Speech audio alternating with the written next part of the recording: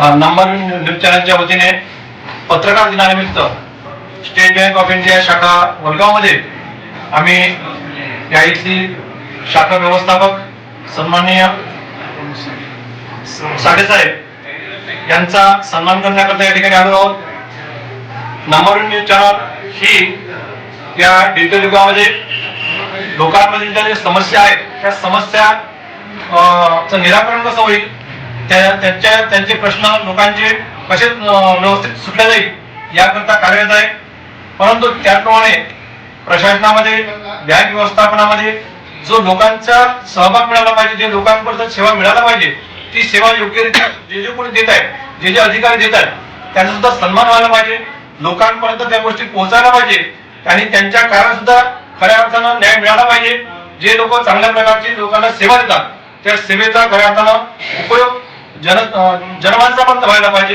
या अनुषंगाने आज आमच्या नंबर न्यूज चॅनलचे सन्माननीय नितीन भाऊ मुळे हे दरवर्षी हा कार्य करतात. आजच्या पत्रकार दिनानिमित्त साहेबांचा या ठिकाणी सन्मान करण्यात येईल. साहेबांच्या विषयी माहिती सांगण्याच्या विषयी म्हणजे स्टेट बँकेचे जे आता काही क्रॉप लोन आहे ते क्रॉप लोन म्हणजे कास्तकाराविषयी माझा प्रत्यक्ष अनुभव सांगतो मी तुम्हाला की कास्तकारांचे पैसे कापसातून कटात असं होतं. पण साहेबांनी 2-3 जे कास्तकार होते ते माझ्याकडे आले होते की आपण कापूस भरला, माझे पैसे कटणार आहे. म्हणून मी साहेबांकडे आलो आणि साहेबांना सांगितलं, साहेबांनी एकच सांगितलं की आम्हाला ओढून बंदी आहे की आम्ही कास्तकारांचे पैसे काटत नाही यावर्षी.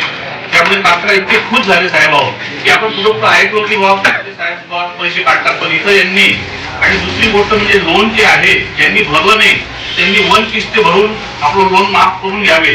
असे 1-2 कास्तकार मी नजीम भाई यांचे 2.5 लाख कर्ज होतं, त्यांनी 1,54,000 मध्ये साहेबांनी हे सेटलमेंट करून दिलं.